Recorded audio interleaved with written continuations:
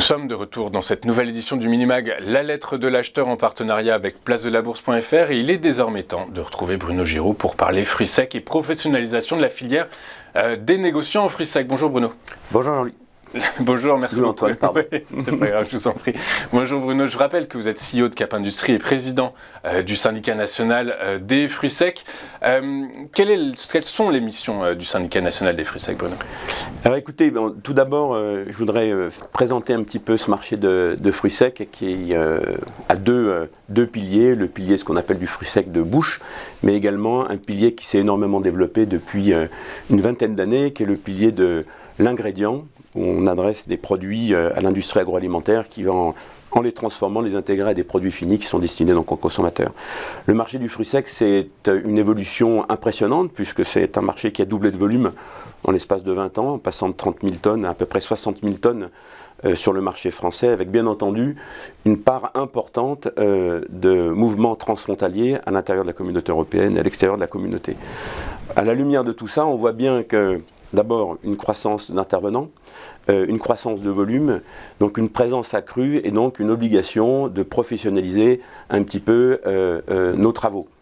Le syndicat aujourd'hui c'est 27 membres et nous sommes maintenant affiliés et membres de l'Alliance 7, qui est une confédération de syndicats qui regroupe le syndicat du chocolat, la confiserie, le miel, enfin tout un tas de le miel, etc. Tout à fait, tout un tas de syndicats qui sont actifs au cœur de l'agroalimentaire française et européenne.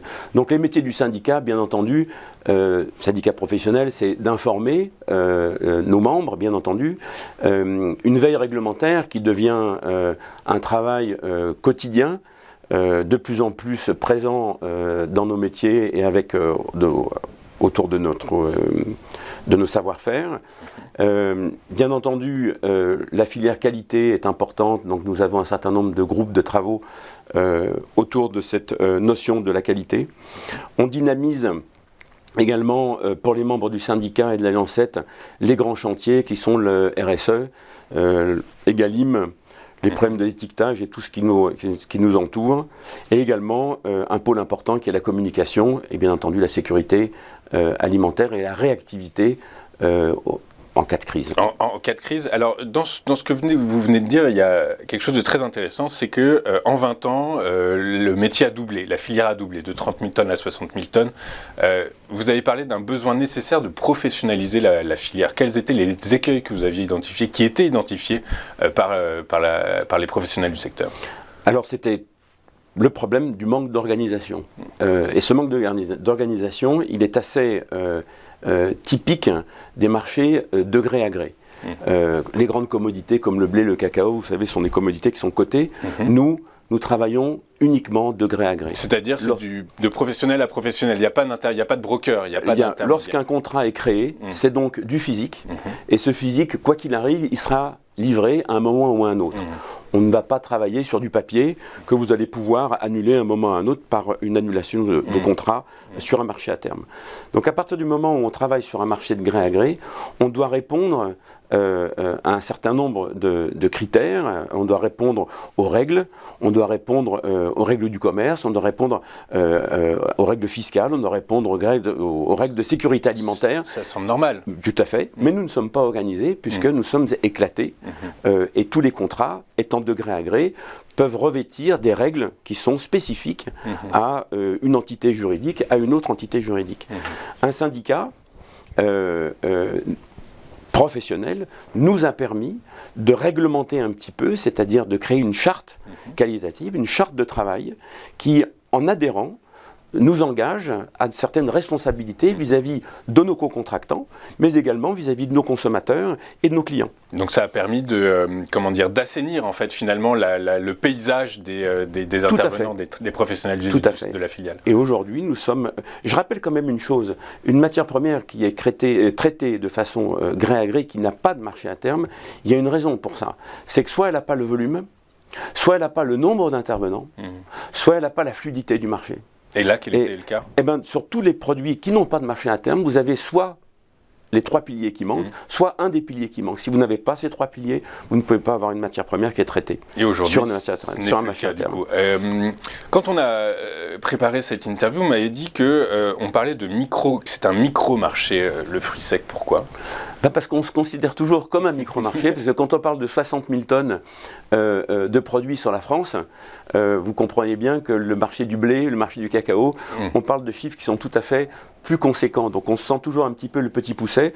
Or, vous verrez et vous pouvez remarquer qu'il y a un nombre de produits croissant qui contient les produits que nous traitons, qui sont des produits qui sont tout à fait tendance et qui sont aujourd'hui inclus dans des recettes alimentaires de plus en plus présentes dans nos supermarchés ou sur nos marchés. Alors, vous parlez des supermarchés, hypermarchés, quelle soit la taille. Aujourd'hui, le consommateur français est mis face à une problématique de taille qui est la hausse des prix. L'inflation est record, surtout sur les produits alimentaires. Est-ce que le marché des fruits secs a été impacté par la guerre en Ukraine ? Alors, la guerre en Ukraine, comme beaucoup de marchés, c'est une deuxième étape disruptive, si je puis dire, de ce qu'on a vécu depuis le début de la crise Covid. La crise Covid a été le lancement disruptif de nos marchés, puisqu'on a eu, nous, une très très forte consommation que l'on n'attendait pas. Ah, grâce au Covid, c'est ça. Grâce au Covid. Les gens restaient chez eux et consommaient des fruits secs, du coup... Bien entendu, pas à égalité de chance, on va dire, entre les métiers. Je veux penser ici à la restauration au foyer qui a été excessivement touchée par le Covid, mais on doit aussi mettre en parallèle le marché du snacking qui, lui, a absolument explosé durant cette période qui a duré presque 2 ans. Donc, on s'est retrouvé dans une filière qui a eu un besoin immédiat de produits. Or, nous importons 90% de notre consommation.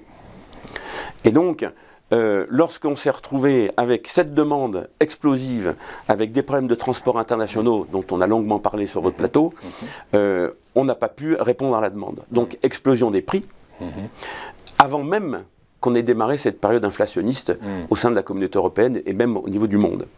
Donc, cette première période a été à peine absorbée, qu'on s'est retrouvé avec cette période inflationniste et la crise en Ukraine, qui a créé un deuxième pont disruptif, mais dans l'autre sens, c'est-à-dire que incertitude de consommation, réduction de stock de la part de la filière, et donc manque de demande auprès des pays d'origine et des fournisseurs.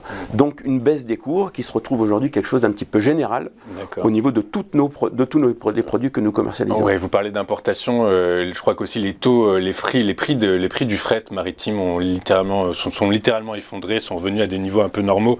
Du coup, évidemment que ça impacte. Donc si vous...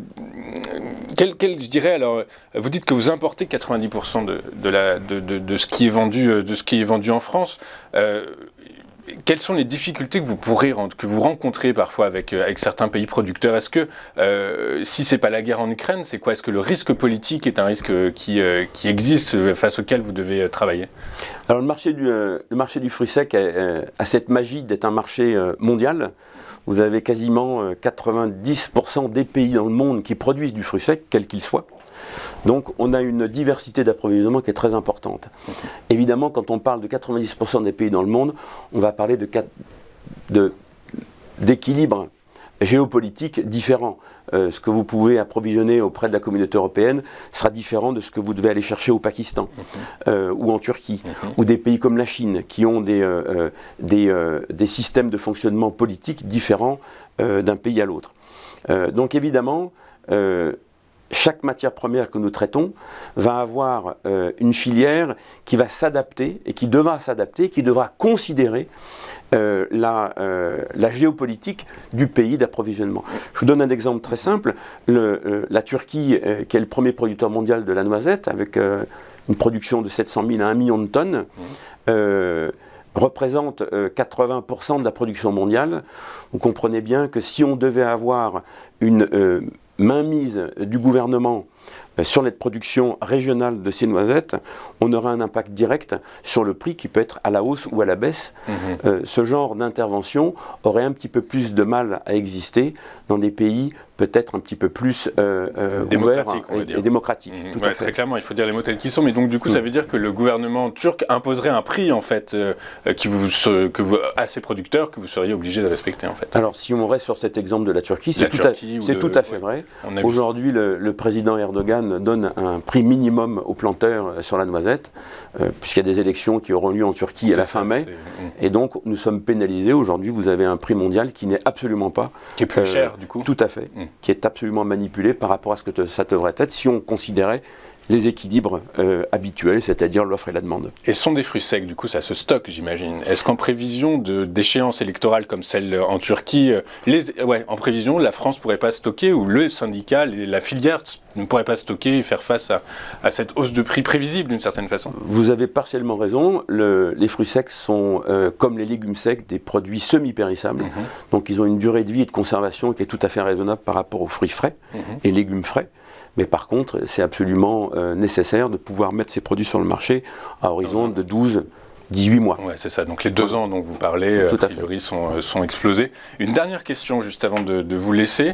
Vous avez parlé de sécurité alimentaire, que c'était un des axes de travail du syndicat national des fruits secs. Est-ce qu'on peut considérer qu'en France, la sécurité alimentaire sur les fruits secs est assurée? Alors nous sommes, la réglementation nous est imposée par la Commission à Bruxelles. Le syndicat est bien sûr affilié à la FRUCOM, qui est notre représentant à la Commission. Nous avons une communication hebdomadaire avec la FRUCOM et nous avons une veille sanitaire qui est extrêmement active sur tous les fronts. L'agroalimentaire est confronté depuis une vingtaine d'années à des réglementations de plus en plus restrictives, particulièrement sur les pesticides et les mycotoxines. Et ça, ce sont des travaux que nous maintenons en vie. Nous sommes présents sur tous les fronts. Et ce qui compte avant tout, c'est de pouvoir ensemble avancer et de produire mieux, de produire plus sainement, mais de produire toujours avec des prix qui sont compétitifs. Donc l'adéquation, elle est difficile. Mais le métier, les pays producteurs ont fait des pas de géants. Et je dis toujours à mes enfants que ce qu'ils mangent aujourd'hui est bien plus sain que ce que nous avons mangé il y a 30 ou 40 ans. Et ce qui est assez rassurant, puisque l'espérance de vie ne cesse d'augmenter de toute façon, donc ça veut dire que vos enfants vivront jusqu'à 120 ans, 130 ans. Complètement, peut-être. Merci Monsieur Giroud d'avoir été avec nous ce matin. Bruno Giroud, CEO de Cap Industrie et président du syndicat national des fruits secs. On marque une pause et juste après, nous retrouverons Mathieu Driol et la commo du jour. À tout de suite sur Téléfinance.